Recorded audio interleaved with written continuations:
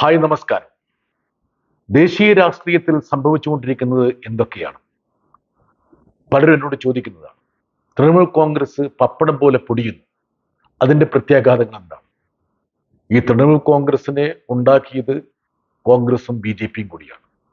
CPM-നെ പശ്ചിമ ബംഗാളിൽ തോൽപ്പിക്കാൻ വേണ്ടി ബി ജെ പിയും കോൺഗ്രസും തൃണമൂലും കൂടി കൈകോർത്ത് ഒരു രാഷ്ട്രീയ സഖ്യം ഉണ്ടാക്കുകയാണ് ചെയ്തത്. ഇപ്പോൾ ബി ജെ പി തൃണമൂൽ കോൺഗ്രസിനെ തോൽപ്പിച്ചിരിക്കുന്നു. ഒരു തരത്തിലും ഒരു അനുകമ്പയോ പരിഗണനയോ തൃണമൂൽ കോൺഗ്രസ് അർഹിക്കുന്നില്ല എന്നുള്ള കാര്യം ആദ്യം തന്നെ പറയട്ടെ. പക്ഷേ ബി ജെ പി ലക്ഷ്യം വെക്കുന്നത് എന്താണ്? അതിന്റെ പ്രത്യാഘാതങ്ങൾ ദേശീയ രാഷ്ട്രീയത്തിൽ എങ്ങനെയായിരിക്കും അനുഭവപ്പെടാൻ പോകുന്നത്? ഇതൊക്കെ നമ്മളും ചിന്തിക്കേണ്ട കാര്യമാണ്. തൃണമൂൽ കോൺഗ്രസ് ദയനീയമായി പശ്ചിമ ബംഗാളിൽ പരാജയപ്പെട്ടു. പക്ഷെ ആ പരാജയത്തെ മുൻനിർത്തി ബി ജെ പി നടത്തുന്ന ഒരു ഓപ്പറേഷനുണ്ട്. ആ ഓപ്പറേഷൻ എന്ന് പറഞ്ഞാൽ അവശേഷിക്കുന്ന തൃണമൂൽ കോൺഗ്രസിനെ ഇല്ലാതാക്കുക, ഭസ്മമാക്കുക എന്നുള്ളതാണ്. ഇപ്പോൾ നിയമസഭാ കക്ഷിയെ പിളർത്തി എന്ന് പറയാൻ പാടില്ല, ബി ജെ പി തന്നെ ഒരു പ്രതിപക്ഷത്തെ അവിടെ ഉണ്ടാക്കി. ഇന്ത്യയിൽ ആദ്യമായിട്ടായിരിക്കും ഒരു ഭരണകക്ഷി, കേന്ദ്ര ഭരണകക്ഷി, തങ്ങൾക്ക് സംസ്ഥാനത്ത് അധികാരം കിട്ടിയാൽ മാത്രം പോരാ, അവിടുത്തെ പ്രതിപക്ഷത്തെ കൂടി തീരുമാനിക്കണമെന്നുള്ള ഒരവസ്ഥ സൃഷ്ടിക്കുന്നത്. ഇതാണ് പശ്ചിമ ബംഗാളിൽ സംഭവിച്ചത്. നിയമസഭയിൽ ആരംഭിച്ച പൊട്ടിത്തെറി പാർലമെന്റിലേക്ക് നീണ്ടിരിക്കുകയാണ്.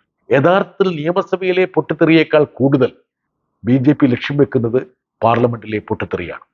ലോകസഭയിൽ തൃണമൂൽ കോൺഗ്രസിന് 28 MP-മാരുണ്ട്. അതിൽ 20 പേര് ബി ജെ പി പക്ഷത്തേക്ക് കൂറുമാറുകയാണ്. രാജ്യസഭയിൽ 13 പേരുണ്ട്. അതിൽ ഇപ്പോൾ തന്നെ 3 പേര് രാജിവെച്ചു. അവരിനി ബി ജെ പി MP-മാരായി അവിടെ തിരിച്ചു വരും.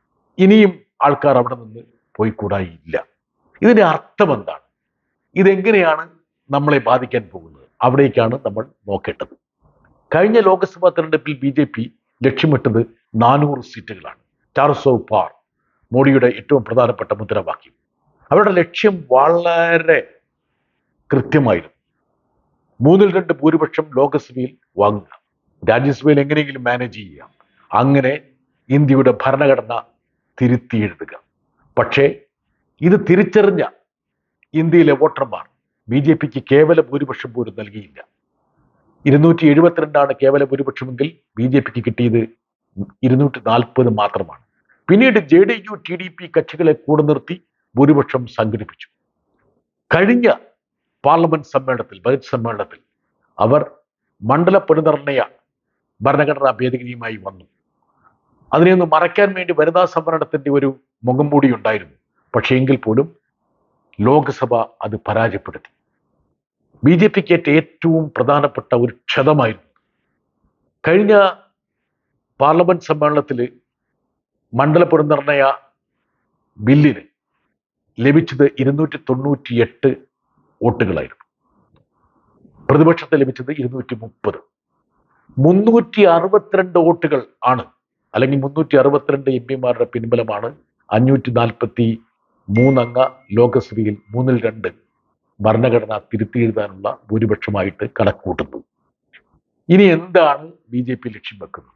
ഇപ്പൊ DMK ഇന്ത്യ പക്ഷത്ത് നിന്ന് തെന്നിമാറി ഇതിനെ ഒരു അനുകൂല സാഹചര്യമാക്കി മാറ്റുക.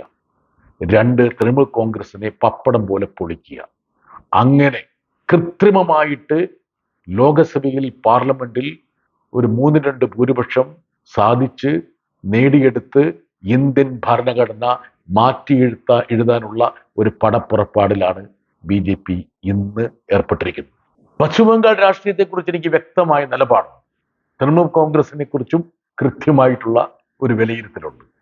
പക്ഷേ ബി ജെ പി ഇന്ന് സൃഷ്ടിക്കുന്ന രാഷ്ട്രീയം എന്ന് പറയുന്നത് അപകടകരമായ രാഷ്ട്രീയമാണ്. 1 നേഷൻ 1 ഇലക്ഷൻ, മണ്ഡല പുനർനിർണയം പോലുള്ള സുപ്രധാനമായിട്ടുള്ള നിയമനിർമ്മാണങ്ങൾ പാർലമെന്റിൽ പാസ്സാക്കാൻ കഴിയുന്ന ഒരു അംഗബലം ഉണ്ടാക്കിയെടുക്കാനുള്ള പടപ്പുറപ്പാടിലാണ് ബി ജെ പി. അതുകൊണ്ടാണ് പശ്ചിമ ബംഗാളിലെ രാഷ്ട്രീയ സംഭവാസങ്ങൾ, അതുപോലെ തന്നെ ഇന്ത്യ സഖ്യത്തിലെ ചലനങ്ങൾ, ഇതൊക്കെ മുതലെടുക്കാൻ ബി ജെ പി ഏർപ്പെടുന്നു എന്നുള്ള മുന്നറിയിപ്പ് ഞങ്ങളെ പോലുള്ള ആൾക്കാർ നൽകുന്നത്. ഇന്ത്യ ബ്ലോക്ക് മീറ്റിംഗിൽ പ്രധാനപ്പെട്ട പ്രതിപക്ഷ കക്ഷികൾ കോൺഗ്രസിനെ ഓർമ്മിപ്പിച്ചൊരു കാര്യമുണ്ട്. തൃണമൂൽ കോൺഗ്രസ് പോലെ തന്നെ പ്രധാനപ്പെട്ട ഒരു ഘടകമാണ് DMK എന്ന് പറയുന്നത്. DMKക്ക് ലോക്സഭയിൽ 22 MP സാന്നിധ്യമുണ്ട്. 3/2 ഭൂരിപക്ഷത്തിലേക്കുള്ള ഒരു പ്രയാണത്തിൽ ആ 22 MP BJP ഒരു തരത്തിലും നോട്ടമിടാൻ പാടില്ല. അതിലൊരു നിഷ്കർഷ വേണം എന്ന് ഇന്ത്യ ബ്ലോക്കിലെ കക്ഷികൾ കോൺഗ്രസിനെ പോലും കൃത്യമായി ഉപദേശിച്ചിരുന്നു. ഒരു രാജ്യസഭാ സീറ്റിനോ മന്ത്രിസഭാ സ്ഥാനത്തിന് വേണ്ടിയിട്ടോ മറുകണ്ഠം ചാടി പതിറ്റാണ്ടുകളായി കൂടെയുള്ള ഒരു സഖ്യകക്ഷിയെ ആട്ടിപ്പായിക്കുന്ന ഒരു സമീപനം കോൺഗ്രസ് സ്വീകരിച്ചത് ഒട്ടും ശരിയായില്ല എന്ന് പ്രധാനപ്പെട്ട ഘടകകക്ഷികളൊക്കെ ഇന്ത്യ ബ്ലോക്ക് യോഗത്തിൽ പറഞ്ഞു. ഇന്ത്യൻ ഭരണഘടന സംരക്ഷിക്കപ്പെടണമെങ്കിൽ സ്വാഭാവികമായിട്ടും ഇതുപോലുള്ള രാഷ്ട്രീയ പാർട്ടികളൊക്കെ പ്രതിപക്ഷ നിരയിൽ ഉണ്ടാകുമെന്ന് ഉറപ്പുവരുത്തണം. ഇന്ന് ജനവിധി കൊണ്ട് കിട്ടാത്ത പിന്തുണ മാനുഫാക്ചർ ചെയ്ത് കൃത്രിമമായി സൃഷ്ടിച്ചെടുത്ത് ഇന്ത്യൻ ഭരണഘടന റാഞ്ചാൻ വേണ്ടിയാണ് BJP ശ്രമിക്കുന്നത്. അതുകൊണ്ട് തന്നെയാണ് പശ്ചിമ ബംഗാളിലെ രാഷ്ട്രീയ ചലനങ്ങൾ ഇന്ത്യൻ രാഷ്ട്രീയത്തിൽ ശ്രദ്ധേയമാകുന്നത്. അതേക്കുറിച്ച് ഒരഭിപ്രായം നിങ്ങളോട് പറയണമെന്ന് എനിക്ക് തോന്നിയത്.